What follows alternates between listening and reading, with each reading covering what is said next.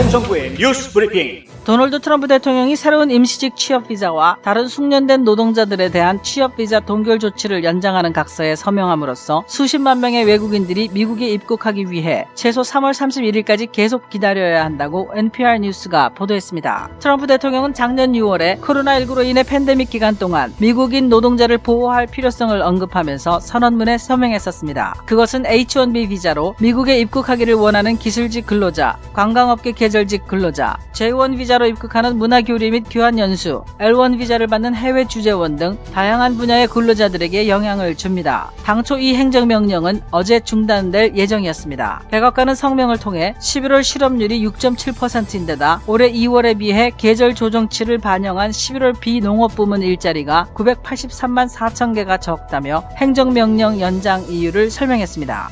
미치 맥코넬 상원 원내 총무가 공화당 상원 의원들에게 선거인단 이의 제기에 관련해서 자신의 양심에 투표할 여지를 준다는 발언을 했다고 CNN 등이 보도했습니다. CNN은 이와 관련해 공화당 측 소식통을 인용해 적어도 몇 명의 상원 의원들이 선거인단 투표에 이의 제기를 할 것이라고 전했고, CNN에 출연한 윌리엄 코엔 전 연방 상원 의원은 맥코넬의 발언을 수치스럽다며 공화당이 새 정당을 만들어야 할 것이라고 강하게 비난했습니다. 맥코넬 의원의 발언은 조시 할리 상원 의원이 선거인단 이의 제기에 직접 나서겠다고 밝힌 이후 공화당 의원들이 전화로 회의를 가진 뒤에 나왔습니다. 이 회의에서 맥코넬 의원은 할리 의원이 무슨 근거를 가지고 이의 제기를 하겠다고 하는지 따져 물은 것으로 알려졌습니다.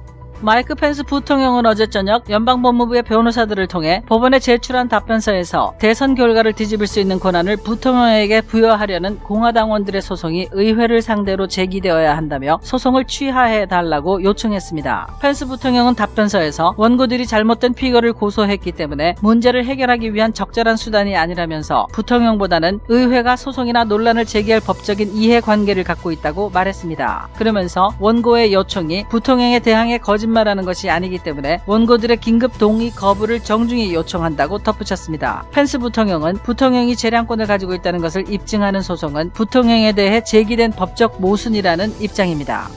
연방 상원은 오늘 도널드 트럼프 대통령이 거부권을 행사한 국방수권법을 표결에 붙여 찬성 81표 대 반대 13표로 재의결했습니다. 트럼프 대통령은 군사시설에 붙여진 남부연합 지도자의 이름을 변경하려는 것과 해외 주둔 미군의 복귀를 제한하는 조항, 그리고 통신품위법 230조를 폐지한다는 내용이 빠져있다는 점 등을 이유로 거부권을 행사했었습니다. 상원이 대통령 거부권을 뒤집으려면 3분의 2의 찬성이 필요합니다. CBS 방송은 트럼프 대통령이 재임 기간 동안 총 9번의 거부권을 행사한 바 있지만 상하원 모두 재의결하면서 무효화된 사례는 이번이 처음이라고 보도했습니다. 연방 상원의 주도권이 달려있는 조지아주 상원 선거 결선 투표가 어제 조기 투표를 마감했습니다. 어제 아침에 발표된 최근 주정부 발표에 따르면 조지아주에서는 280만 명 이상이 투표를 마쳤습니다. 이는 전체 등록된 유권자의 36.4%에 이르는 것이라고 팍스뉴스가 보도했습니다. 민주당은 조기 투표가 많이 나온 것을 두고 존 오소프와 라파엘 워낙 후보의 승리에 자신감을 피력했습니다. 흑인 유권자들의 조기 투표가 지난번 대선 때보다 더 많다는 것이 그 이유 중 하나입니다. 공화당은 1월 5일 선거일에 더 많은 투표가 이루어져야 한다고 목소리를 높이고 있습니다. 공화당의 전략가 칼 로브는 공화당이 결선 투표에서 승리하기 위해서는 선거일에 80만 표 이상 나와야 한다고 말했습니다.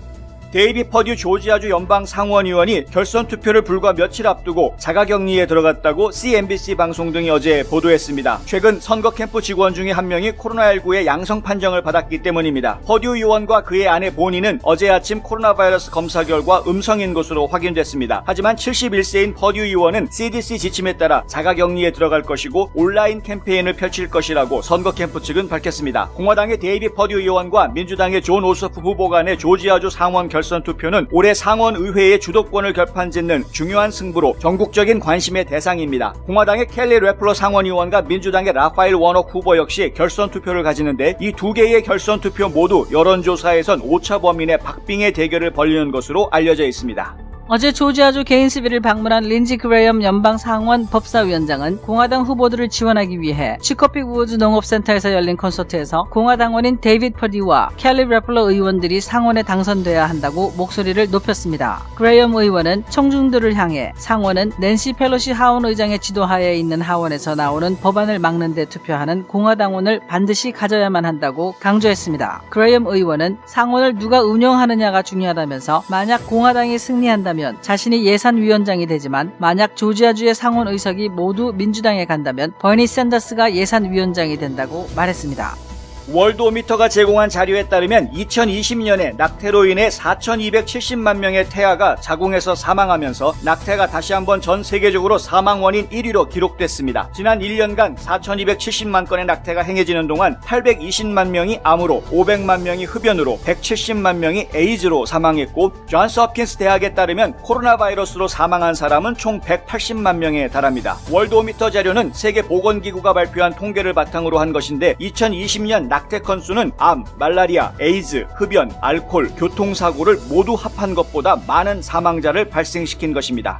뉴욕 증권거래소는 어제 성명을 통해 트럼프 대통령의 행정명령에 따라 1월 7일부터 11일 사이에 차이나 모바일, 차이나 유니컴, 차이나 텔레콤의 주식 거래를 중단한다고 밝혔습니다. 이번 조치는 중국군과 연계된 기업에 대해 미국인들의 투자를 금지하는 행정명령에 따른 것입니다. 앞서 국방부는 이들 세계 국영통신 회사들을 중국군과 연계된 기업 명단에 올린 바 있습니다. 뉴욕타임스는 뉴욕 증시의 이번 퇴출 조치가 이들 기업과 중국 측에 큰 타격을 주지 못할 것이라고 분석했습니다. 하지만 미국 국민의 자금이 중국군과 연계된 기업으로 흘러가는 것을 막았다는 점에 대해서는 언급하지 않았습니다.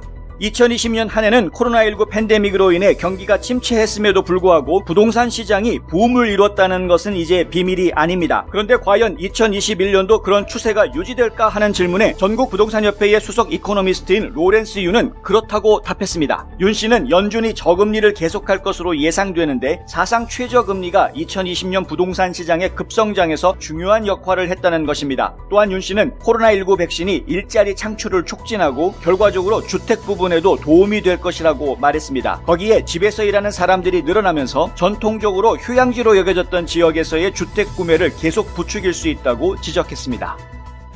제임스 라이스 자동차 사고 변호사, 그의 실력은 이미 인정받았습니다. 미국 전체의 상위 1% 변호사 선정, 멀티밀리언 달러 승소 변호사, 14년 연속 AB 등급 유지, 6년 연속 슈퍼 변호사. 하지만 저희 최고의 자랑은 고객이 주시는 믿음입니다. If you've been injured in an auto accident, I want you to call me.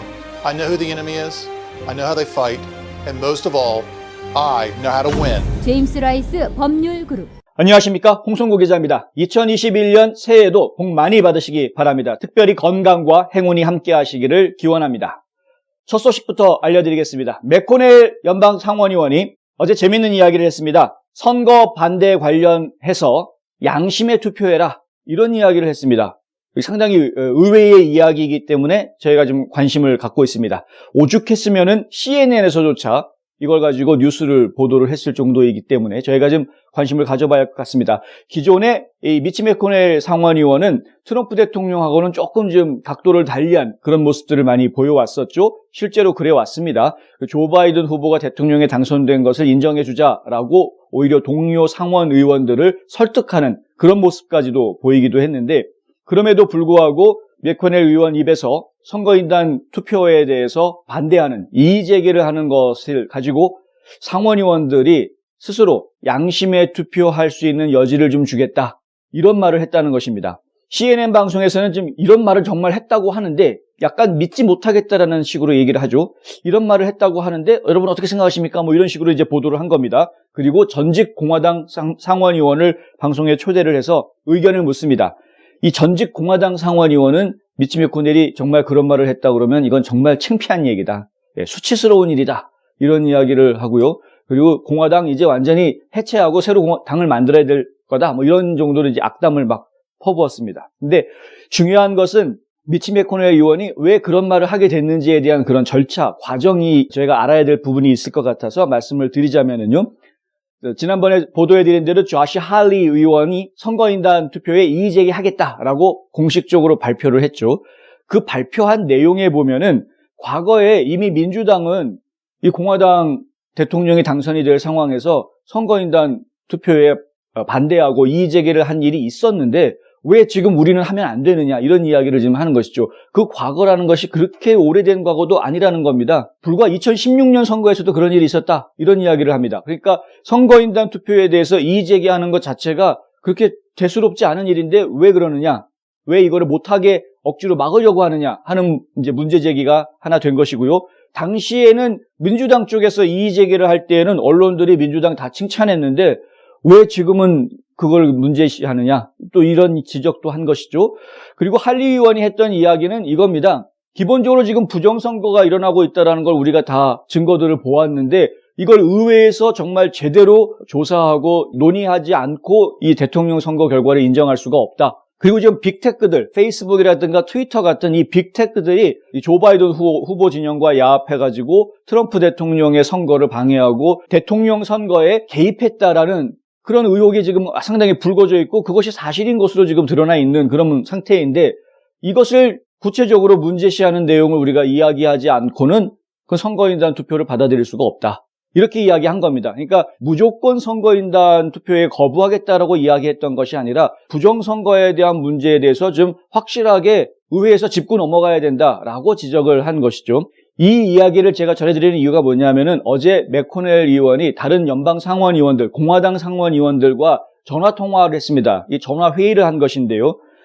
이 통화회의를 할 때 회의에 여러 의원들이 참여를 했는데 맥코넬 의원은 참석한 의원들 중에 할리 의원도 있을 거라고 생각을 하고 도대체 뭘 가지고 이거를 이의제기를 하겠다는 거냐라고 계속 물어본 겁니다. 처음에는 몰랐던 거죠. 할리 의원이 거기에 없다라는 걸 몰랐던 겁니다. 할리 의원은 그날 다른 일이 있어가지고 이 전화회의에 참석을 하지 않았다는 거죠.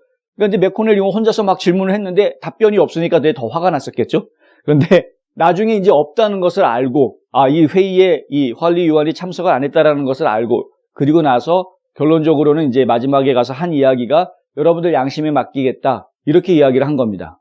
전체적인 맥락으로 보면은 이 맥코넬 상원의원이 어떤 생각이 바뀌었다거나 진짜로 이 선거인단 결과에 대해서 반대하는 것을 용인해 주려고 여러분 양심에 맡기겠다라고 이야기한 것이 아니라는 거죠. 그 말이 나오게 된 배경을 보면은 오히려 할리 의원, 그러니까 이의제기를 하려고 하는 할리 의원한테 질타하려고 그걸 못하게 하려고 설득하려고 얘기했는데 그 자리에 할리 의원이 없었다. 그러니까 허탈한 마음에 여러분들 양심에 맡기겠다라는 이야기가 이제 나오게 된 겁니다. 그게 무슨 얘기냐 하면은 여러분들 양심에 맡길 테니까 알아서 이의제기하지 마라라는 이야기입니다. 그러니까 맥코넬 상원의원의 이야기는 이의제기를 하지 말라는 이야기를 그렇게 한 것인데 그런데 이 재미있는 부분은 여기서부터 시작이 됩니다.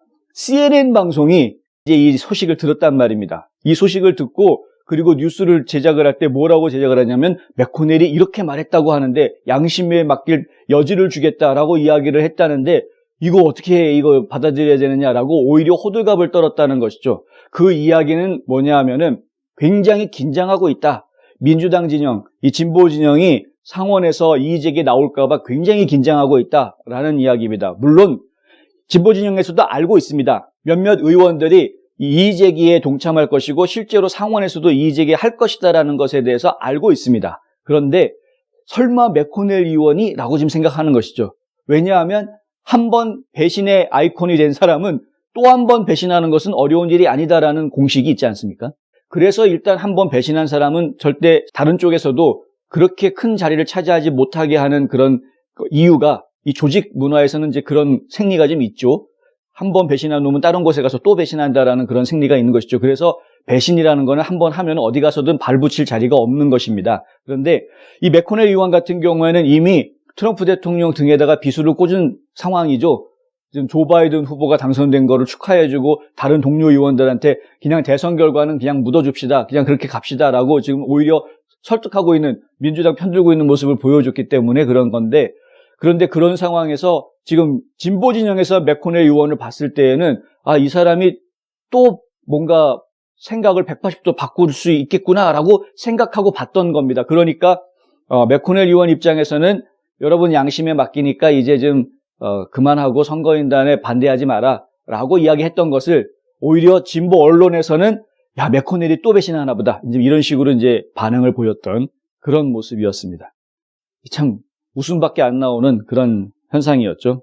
사실 맥코넬 의원의 입장을 보면은 좀 모순되는 모습들을 저희가 볼 수가 있었는데 뭐냐 하면은 조 바이든 후보가 대통령이 됐다라는 거는 인정해 주자고 하면서 그러면서 오히려 이 트럼프 대통령이 요구하고 있는 230조 조항에 대해서는 이거 폐지하자라고 지금 말하고 있는 그렇죠? 2,000불로 올리자. 현금 지원금을 600불에서 2,000불로 올리자라는 것에는 반대하면서 그러면서 통신품위법 230조 폐지하자라는 얘기를 또 하고 있는 이런 지금 약간 모호한 이 트럼프 편이냐 아니냐 헷갈리게 만드는 그런 모습을 지금 보여주고 있는 것이죠.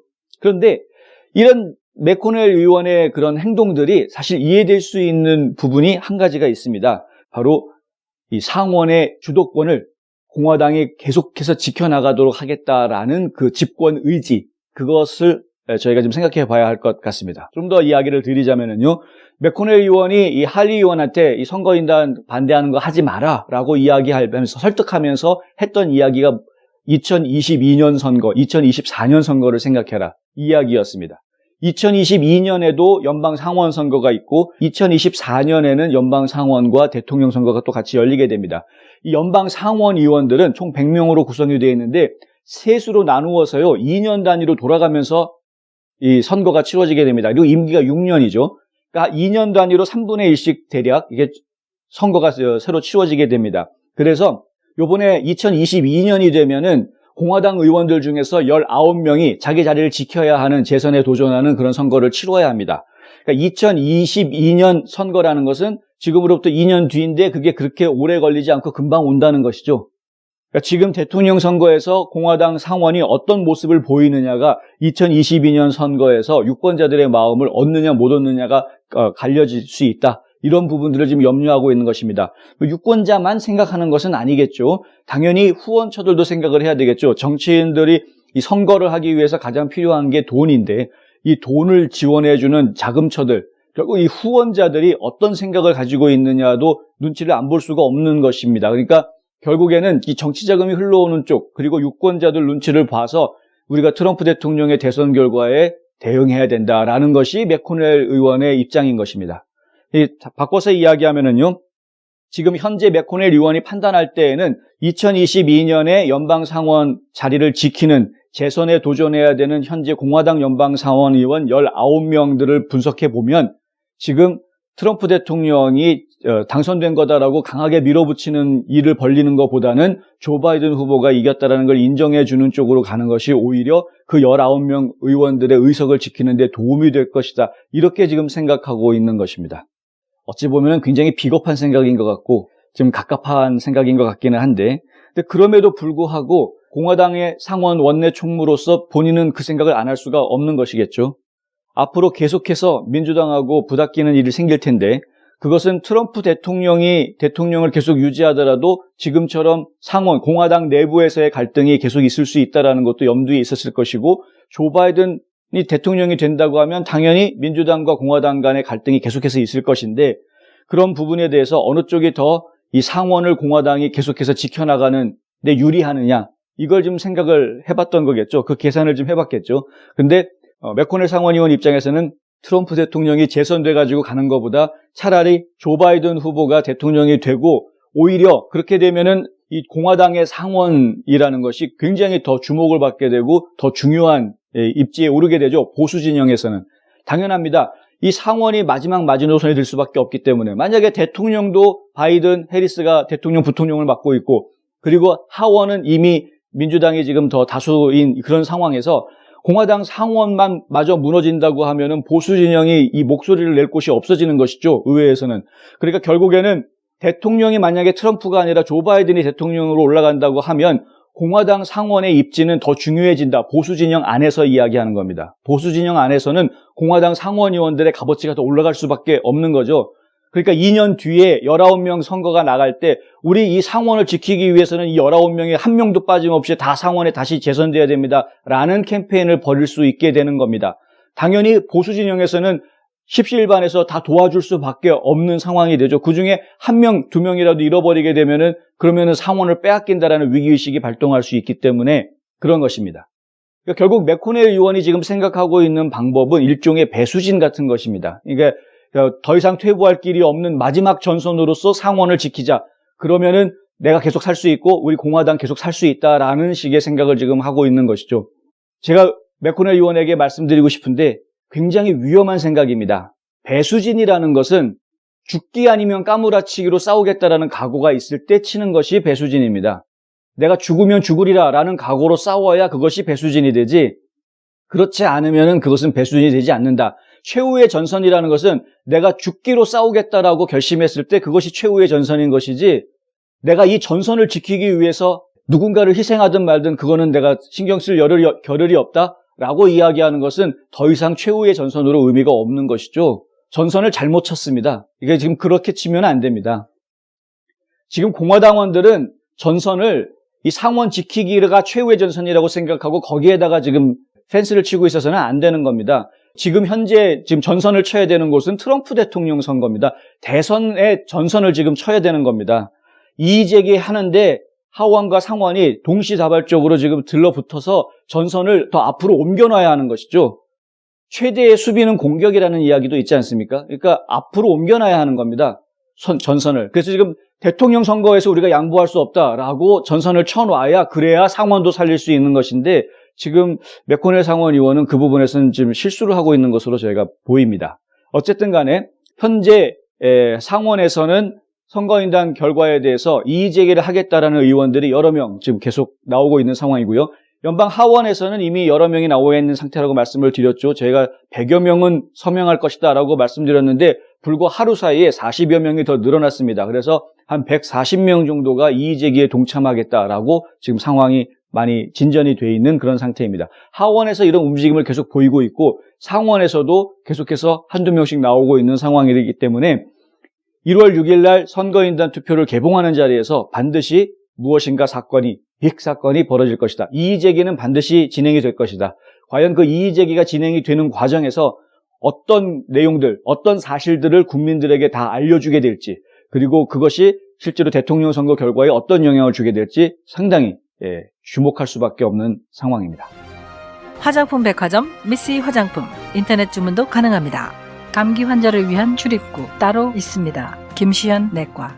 마이크 펜스 부통령이 배신했다라는 이야기가 지금 인터넷에서 슬슬 돌고 있습니다. 상당히 안타까운 이야기인데요. 설명을 좀 드려야 될 것 같아서 이 이야기를 좀 드리겠습니다. 이 얘기가 시작된 것은 고모트 의원과 일부 공화당원, 애리조나주에 있는 공화당원들이 마이크 펜스 부통령을 피고로 해서 소송을 걸었죠. 연방 법원에다가 소송을 걸었습니다. 법원에 소송을 낸 이유는 뭐냐면 수정헌법 제12조와 1887년에 만들어진 선거인단 개수법, 이것을 놓고 이제 문제를 삼은 것입니다. 선거인단 개수법에 따르면은 이 부통령은 1월 6일 날 선거인단은 투표를 개봉을 할 때 단순하게 그냥 개봉을 해서 읽어주는 역할밖에는 못하는, 어떤 권한을 가지고 자기 마음대로 뭔가 휘두를 수 있는 권력이 있는 것이 아니라 그냥 사회자, 진행자로서의 역할밖에 없는 그런 형태인 것이죠. 그런데 수정헌법 제12조를 보면은 마치 부통령이 그 상하원 합동회의의 의장을 맡고 있는 부통령이 무엇인가 결정을 할 수 있는 그런 권한이 있는 것으로 묘사가 되고 있습니다. 그러니까 이 부분이 서로 충돌하기 때문에 수정헌법 제12조가 맞는 내용이냐 아니면은 선거인단 개수법을 따라야 하느냐, 이 부분이 논란의 대상이 될 수 있다는 것이죠. 그래서 아예 그냥 애리조나 공화당 의원들이 들고 일어난 겁니다. 소송을 제기를 하면서 분명히 만들자. 그러니까 선거인단 개수법은 이거는 하위법이고 수정헌법 제12조, 이 수정헌법이 헌법이니까 이게 상위법이기 때문에 당연히 하위법은 상위법보다 못하다, 무시돼야 된다. 이 부분을 좀 법원에서 분명하게 해달라라고 유권 해석, 이제 헌법에 대한 유권 해석을 내려달라고 이제 소송을 건 것이나 마찬가지입니다. 이 부분에 대해서 이제 소송이 제기가 됐기 때문에 연방 판사가 펜스 부통령한테 어제 오후 5시까지 답변서를 내라라고 명령을 했었습니다.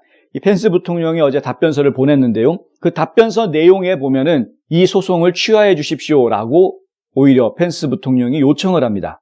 이 요청한 것을 놓고 상당히 많은 언론들이 펜스 부통령이 배신했다, 펜스 부통령이 소송을 취하해달라고 법원에다가 요구했다, 결국은 펜스 부통령한테는 선거인단 투표를 선택할 권한이 없다, 그거 포기한 거다, 그냥 사회자 역할만 하겠다라고 한 발 뺀 거다, 이제 이런 식으로 보도를 하는 언론들이 있었습니다. 가짜 뉴스입니다. 제가 정확하게 좀 설명을 드리겠습니다. 펜스 부통령이 낸 답변서 내용의 결론을 먼저 이야기 드리자면, 부통령이 재량권을 가지고 있다는 것을 입증하는 소송은 부통령에 대해 제기된 법적인 모순이다. 이게 결론입니다. 이 소송 자체가 모순이다 이겁니다. 무슨 얘기냐면, 나는 이미 그런 권한이 있는데, 나한테 이미 그런 권한이 있는데 그런 권한을 달라고, 이 사람한테 주라고 소송을 낸 거기 때문에 말이 안 되는 소송이다 이겁니다.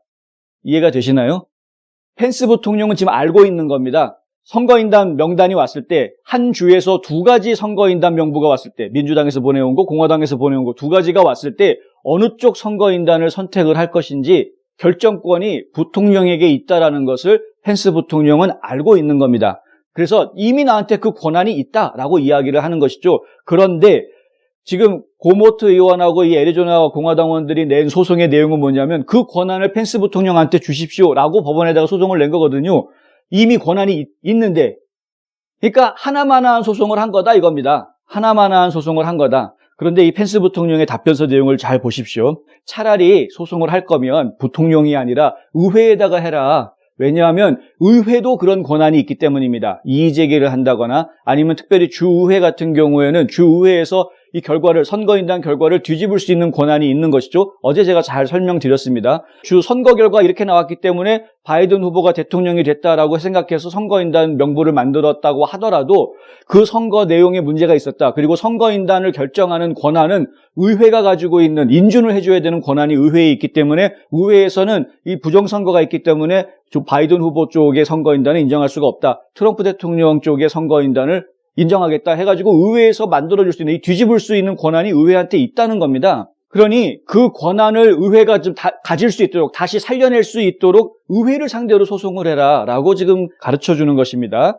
그리고 이렇게 이야기합니다. 원고의 요청이 부통령에 대항해서, 부통령을 반대해서 거짓말로 한 것이 아니기 때문에 이 긴급동의안에 대해서는 정중히 요청하는데 거부해 주십시오. 이렇게 이야기하는 겁니다. 그러니까 애리조나주 공화당원들이 이 부통령 자신을 향해서 낸 소송은 사실 그 사람들이 거짓말로 소송을 한 것이 아니고 거짓 소송이 아니기 때문에 그냥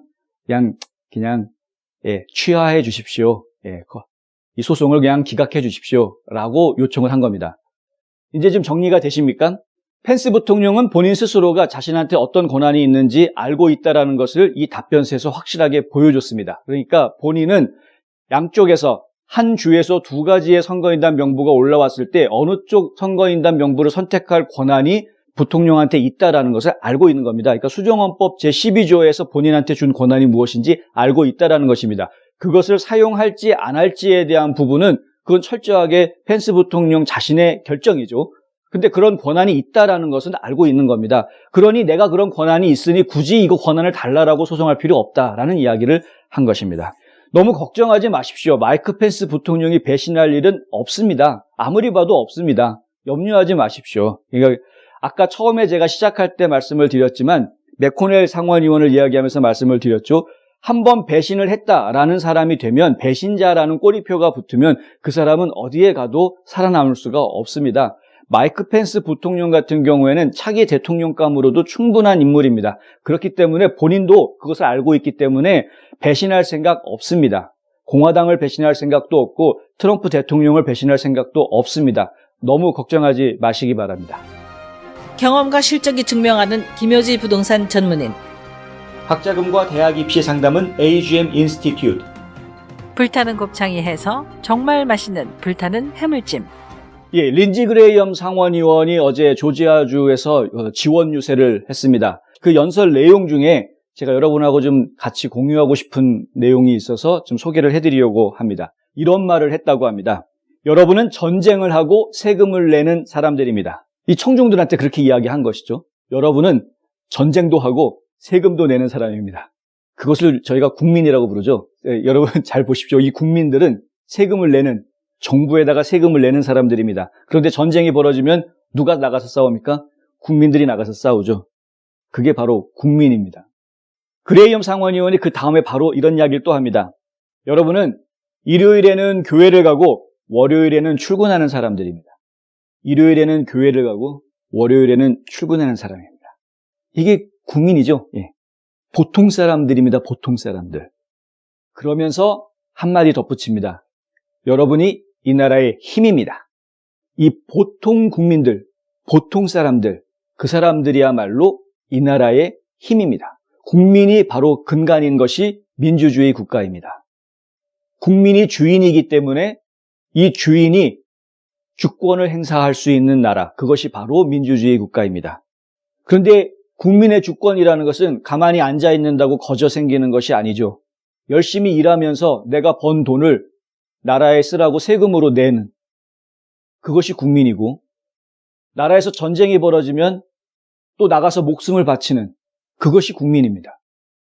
도대체 나라가 뭐길래 일주일 내내 고생하고 힘들고 하루 좀 쉴 수 있는 날이 일요일인데 그 하루 쉴 수 있는 일요일에 교회에 가서 또 봉사하고 그리고 또 월요일이 되면 직장으로 나가는 그것이 바로 국민들입니다.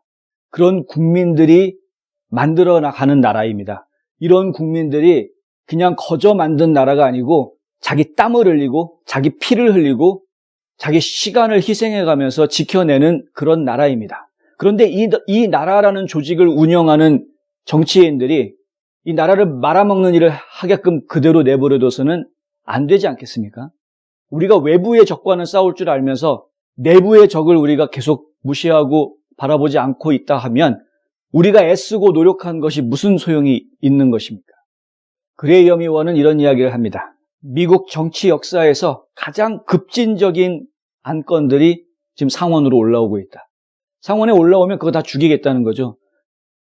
지금 연방 하원에서 나오고 있는 상당히 많은 안건들이 이렇게 미국 역사에서 가장 급진적인 레디컬한 그런 안건들이 계속해서 나오고 있다는 겁니다. 이 나라가 과거와 달리 굉장히 빠른 속도로 급진적인 사회주의 성향으로 지금 가고 있다는 이야기입니다. 그것을 막을 수 있는 것이 지금 현재는 상원밖에 없다. 대통령 선거 결과는 아직 싸우고 있는 중이니까 알 수 없지만 현재 확실하게 막을 수 있는 곳은 상원이니까 이 상원만큼이라도 지키게 해달라라고 이야기를 한 것이죠. 그래서 이번에 조지아주에서 벌어지는 결선 투표에 데이비 퍼듀 의원과 켈리 레플러 의원이 반드시 이겨야만 하겠다라고 이제 주장을 한 것입니다. 공화당 쪽 입장에서는 이럴 수밖에 없습니다. 이런 주장을 펼칠 수밖에 없습니다. 여러 차례 저희가 진행하면서 뉴스 브리핑을 통해서 말씀을 드렸지만 지금 국제사회의 질서가 점차 공산당의 세력이 점점점 커지고 있는 그런 상황입니다. 국제사회단체에서 중국과 러시아의 영향력 굉장히 강해져 가고 있습니다. 이 미국의 위상 과거와 달리 많이 지금 추락해져 있는 상태입니다. 그런데 이러한 미국의 위상의 추락이 트럼프 대통령 때 온 것이 아닙니다. 이미 트럼프 대통령이 취임하기 이전에 미국의 위상은 많이 추락해져 있었더라는 것이죠. 행사장에서 자리 배치조차 제대로 받지 못했던 일들이 벌어졌었고 그럼에도 불구하고 아무 말 안 하고 그냥 웃으면서 넘어갔어야 했던, 그리고 그런 와중에 중국은 자기네들의 영향력을 10분 발휘할 수 있는 친중파 인사들을 각각 국제단체에 다 임원으로 심어놓는 이런 일들을 진행해 왔다는 것입니다.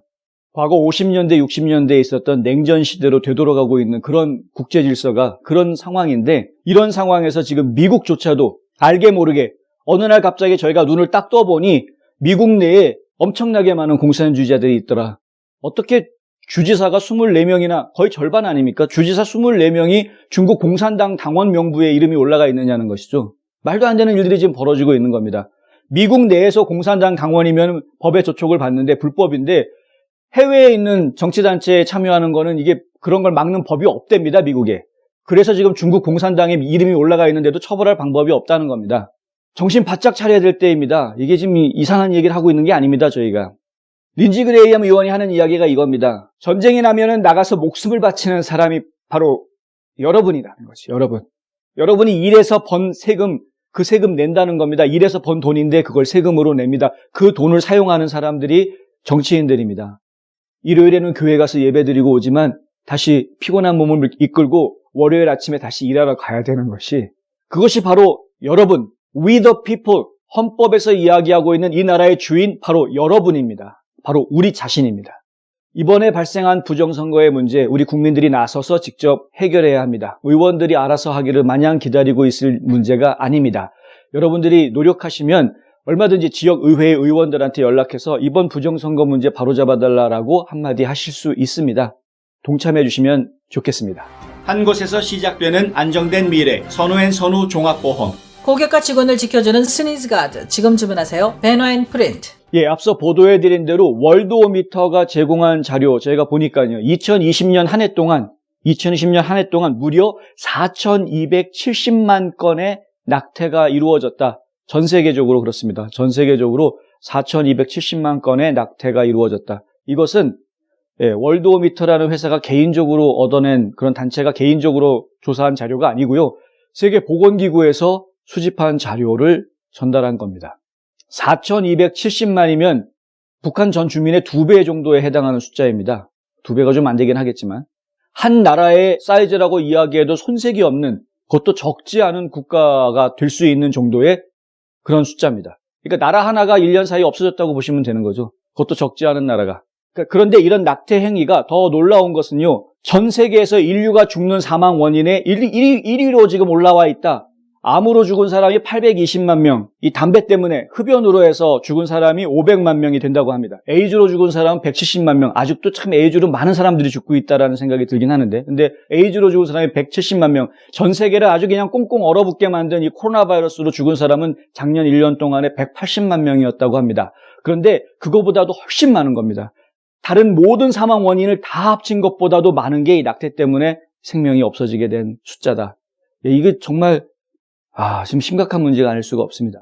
그런데요, 아직까지도 이 태아의 생명권을 인정하고 보호하려는 움직임들을 꺾으려는 여성의 권리를, 선택의 권리를 강조하는 이런 운동들이 지금 전 세계적으로 더 확산되고 있습니다. 절대 죽지 않습니다. 아르헨티나에서도 낙태가 이제 합법화되어 있는 그런 상황이죠. 미국도 낙태가 지금 합법화되어 있습니다. 다만 기간이 문제가 되죠. 주마다 좀씩 차이가 있긴 합니다만은 지금 연방 대법원에서 내린 판결에 따르면 1973년에 나온 판결인데요. 근데 이 판결에 따르면은 24주까지는 낙태를 허용할 수 있는 것으로 이제 이야기합니다.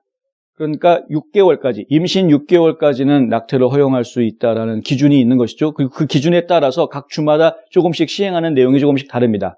대신에 이 연방법은 낙태를 할 때에는 그만한 이유가 있어야 한다는 것을 분명히 합니다. 뭐 의학적인 이유가 있다거나 정신적인 어떤 이유가 있다거나 분명한 이유가 있어야 하고, 그 다음에 당사자의 동의가 있어야 한다는 것도 분명히 밝히고 있습니다. 지금 현재 공화당에서 이야기하는 건 낙태를 무조건 반대한다라고 오해하시는 분들이 계신데 그건 아니고요. 낙태를 무조건 반대하는 건 아닙니다. 앞서 말씀드렸던 대로 이 아이의 부모가 동의하는 경우, 그리고 출산을 하는 것이 태아나 임산부에게 둘 다 생명에 위협을 줄 수 있는 위험한 상황인 경우, 이런 여러 가지 이유들이 있을 경우에는 낙태를 허용하도록 하고 있습니다. 그것이 이제 미국의 법이고, 공화당에서도 그 부분까지는 지금 건드리지 않고 있는 것이죠. 생명을 옹호하는 단체들도, 프로라이프라고 이야기하는 생명 옹호 단체들도 이 낙태에 대해서 허용하는 기준들이 있습니다. 무조건 다 낙태는 무조건 안 된다가 아니라. 그런데 이 낙태를 허용하자라는 사람들은 그 선을 넘어서는 것이죠. 내일이면 출산이어도 필요하면 낙태하자라는 겁니다. 선택권을 주자라는 거죠. 이 산모한테. 다들 아시겠지만은 지금 공화당 보수파에서는 프로라이프에서 낙태를 좀 반대하는 그런 입장에 있는 것이고요. 민주당, 이 진보 진영에서는 여성의 선택권을 더 중요하게 생각하고 낙태 부분을 허용해 주자라는 쪽으로 지금 당론이 정해져 있는 것이죠. 그렇다 보니까 그 당론에 따라서 이 후보들은 또 자기 주장을 좀 펼치고 있는 것입니다. 여러분들의 생각은 어떠십니까? 특별한 사유가 없다면, 법에서 인정해 줄 수 있는 어떤 특별한 사유가 없다면 태어나게 하는 것이 맞지 않느냐? 물론 특별한 사정이 있다면 어쩔 수 없이 낙태를 선택해야 되는 상황도 있을 수 있지만, 그렇지 않다면 당연히 이 생명이 태어나서 자라게 성장하게 해주는 것이 옳은 것 아니냐? 이렇게 생각하십니까? 어느 쪽 선택을 원하십니까? 이런 선택을 할 수 있는 기회가 매번 투표 때마다 있습니다. 매 투표가 이루어질 때마다 이런 선택을 하실 수 있게 되고요. 그리고 당장 조지아주에 계시는 주민들은 1월 5일, 이제 앞으로 나흘밖에 남지 않았습니다. 1월 5일 투표에서 이 일들을 진행하실 수 있습니다. 이 새해 첫날부터 제가 너무 어두운 이야기만 해드리는 것이 아닌지 염려가 됩니다만은, 어쨌든 2021년의 새해는 밝아왔습니다. 올해 어떤 일들이 벌어질지, 그리고 해가 시작되자마자 굉장히 흥미진진한 지금 일들이 여러 가지가 벌어지고 있는 상황이기 때문에 제가 긴장할 수밖에 없는, 새해 벽두부터 긴장을 늦출 수 없는 그런 상황입니다. 여러분들이 계속해서 이 나라가 바로 서기를 위해서 기도해 주시고, 이 미국이 겪고 있는 이 문제들을 통해서 민주주의가 어떤 것인지, 그리고 이 미국이라는 나라가 가지고 있는 가치가 무엇인지 보다 확실하게 마음속에 사귀는 그런 기회가 됐으면 좋겠습니다. 홍성구의 뉴스 브리핑은 여기까지입니다. 저는 내일 또 다시 찾아뵙겠습니다. 시청해 주셔서 감사합니다.